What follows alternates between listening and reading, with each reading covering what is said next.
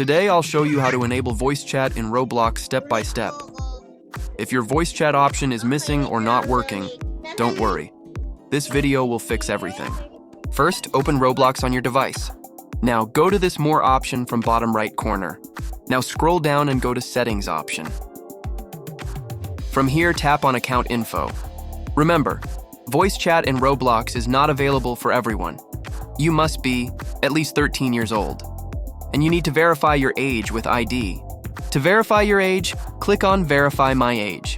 Now, record a short video as requested by Roblox, then scan your ID card, passport, or driving license.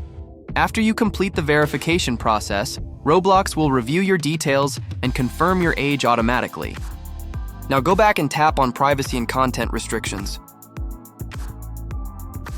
Now open the Communication option, then click on Experience Chat to open the voice settings.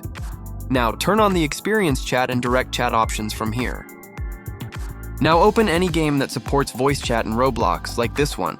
Once you join the game, you will be able to use the voice chat feature if it is enabled for your account. To talk with other players, just tap on the microphone icon. So that's how you can use voice chat in Roblox. If this video helped you, don't forget to like the video and subscribe to the channel. Thank you for watching.